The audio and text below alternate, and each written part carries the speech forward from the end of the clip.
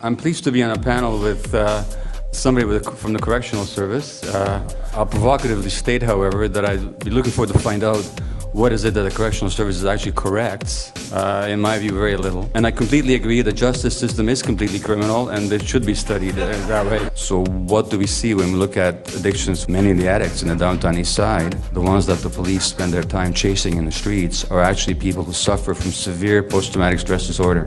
People self-medicate depression. Prozac is intended to increase the levels of serotonin. Cocaine also elevates serotonin level. People use cocaine to self-medicate depression. What dexedrine does, or Ritalin, is it elevates the level of dopamine. It actually calms down the hyperactive brain. What does cocaine do? What does nicotine do? Or crystal meth? Or caffeine? It elevates dopamine levels. People self-medicate ADHD. A good 30% of the people in jail in kids' country suffer from ADHD. That's why they're there. And when you do a brain scan on people who are experiencing a moment of emotional rejection, the same part of the brain will light up as if you stuck them with a knife. So the first question is not why the addiction, but why the pain? You want to know why the pain? I don't have a single female patient in the downtown east side who wasn't sexually abused as a child. That's why the pain. Because all the addiction substances actually are pain relievers. Cocaine is a local anesthetic. The men were also abused, if not sexually, then physically and emotionally, and abandoned and neglected. The child who has got very limited means of surviving the trauma, one way to survive it is to deaden his emotions, so because otherwise they're too overwhelming, he can't live with that much pain. Essentially what we're doing in this country with our so-called justice system is we're punishing people and jailing them for having been abused in the first place. And this is what the Canadian government is now spending $10 billion on, building more jails for these people, while they're starving the social system of support for kids with learning disabilities, kids with family problems, kids with behavior problems. Those services are being cut in the name of economic what? But why do we have receptors for a derivative of a poppy plant? Well, of course, the answer is we don't. We have receptors for our own opiates. And there's a term for that. Our own opiates are called endorphins. Why do we have that? First of all, they're pain relievers, physical and emotional pain relievers. You have to have pain in this life. Pain is an important warning. You also have to have some internal pain relief because too much pain is unbearable. Number two, opiates are the reward and pleasure chemicals. So when you have an ecstatic, gleeful, an orgasmic experience, whether physical or emotional, you have opiates. Now that's important for human life because without pleasure and reward, life becomes, as you can imagine, rather difficult. The third function of opiates is also the most important one. It can be summed up in one word: love. Without opiates, there's no experience of connection, attachment, and love. But that's not a luxury. In fact, love is a basic emotion without which life is impossible. Love is a basic emotion without which life is impossible. Now I want you to consider the following question. If a human being comes to the conclusion that without this particular substance, he or she will have no experience of pain relief, pleasure and reward, love and connection, just exactly how are you going to take that away from them? By putting up a billboard saying just say no? Same with the dopamine system. It's essentially motivation and incentive. So dopamine flows whenever you're seeking food, seeking a sexual partner, exploring a novel environment.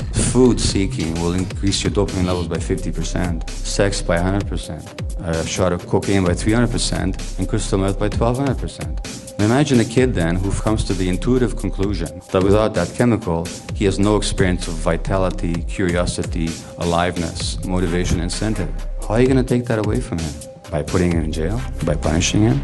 There are a number of brain circuits involved in addiction. Impulse control is the capacity not to act on an impulse. When you do brain scans on drug addicts, that's not functioning well. So you're looking at people whose brains are actually not capable, relatively speaking, of withstanding the impulse. Because along with the many myths around addiction, one of them is that drugs are addictive. Well, clearly that's ridiculous. Most of you can go into a hospital and be given large quantities of morphine if you need it, and once the problem is dealt with, you're off the morphine and you barely even suffer withdrawal. Nicotine, food, sex, gambling, shopping, none of these are inherently addictive. In other words, the addiction doesn't happen because of the substance. So the whole emphasis of the legal apparatus on interdicting the substance is completely beside the point. The real issue that I'm raising here is what makes somebody susceptible. It turns out that the human brain, for the most part, develops under the impact of the environment. the person's stress response. It's when people are stressed that they go off and do something harmful to themselves, like eat too much or do a drug. The stress regulation mechanism of the child's brain is actually programmed because the dopamine receptors of the brain depend on the emotional states of the mother during pregnancy and early in life. The necessary condition for the development is the presence of non-stressed, non-depressed, emotionally available parenting caregivers, which is precisely what the addict never had. What's adult childhood experience? Physical, sexual, or emotional abuse, death of a parent, a rancorous divorce, violence in the family, addiction in the family, a parent being jailed. For each of these adverse childhood experiences, the risk of addiction in the adult goes up exponentially. So that by the time a male child has had 6 of these adverse childhood experiences, his risk of becoming a substance-dependent addict is 4,600% greater, at 46-fold increase based on childhood adversity. These are then the people whose brains are susceptible, who are lacking these systems fully developed. When they meet a substance, it's the answer to the life's prayer. One sex trade worker, she said the first time I did heroin, it felt like a warm, soft hug.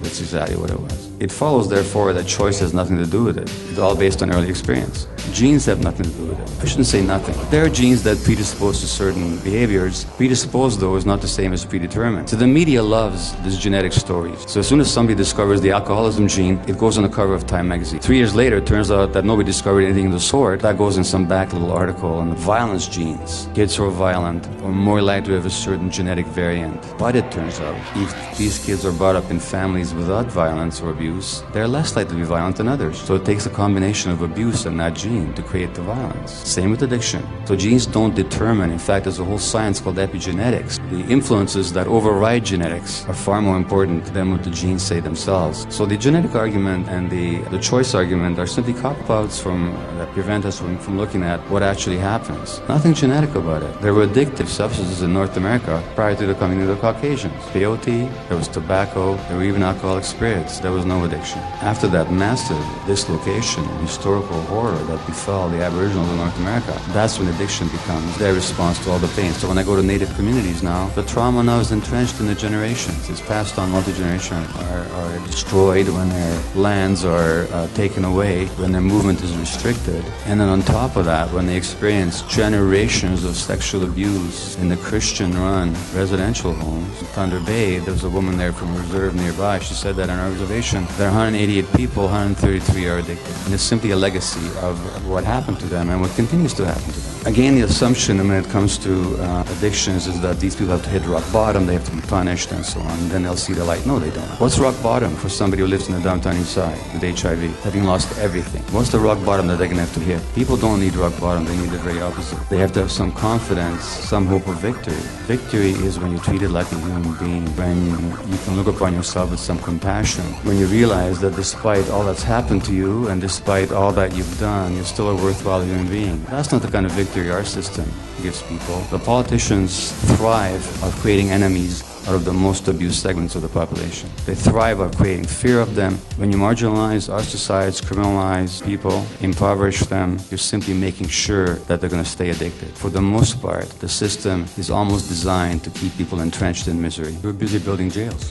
We have to get our priorities straight, right? The British Columbia government cut programs for addicted youth in the north. But it's got money to support Olympic athletes. You tell me what our priorities are. Look, the use of psychoactive drugs has increased exponentially in the last several decades, including the children. In the States right now, there are 3 million kids on stimulant medications for ADHD. There are 500,000 kids on heavy-duty antipsychotics, not because they're psychotic, but because we don't know how to control their behaviors, because their environment has become so toxic for them that they simply are acting out all the time. There's this so-called biological psychiatry these days, giving drugs to change people's biology. But the understanding that the human psychology, that interpersonal neurobiology, that the neurobiology, the biology of our nervous system depends very much on our relationships, that's completely ignored in medical practice. That's the reality. When you ask me how to change that, I have no idea. I mean, I can talk till I'm blue in the face. I'm not pessimistic about it in the long term. I think at some point sanity will prevail. But the short-term outcome, it's very dismal as far as I'm concerned. When you look at the suicide rate, the school dropout rate, incarceration rate, and our country is spending $11 billion in jail. It's needed, first of all, is a massive shift of attitude. We spend, I don't know how many billions on supposedly bringing freedom and justice and education to the Afghanis. Oh, what a joke. In other words, they would take a massive reorientation of priorities and a massive commitment to be a bit humble and honest about what we're doing and what we've done. We haven't even begun to address that. My message is not to wait for the government to do any of that, because it ain't going to happen anytime soon. They're going to have to confront the abuse in their own communities. Never mind, without shame, without self-blame, but they're going to have to confront it. Because without confronting the abuse question, they're never going to confront the addiction question either. That's the first step. If we had that shift of perspective, I think the possibilities would be infinite. Be infinite. Be infinite. Infinite. Infinite.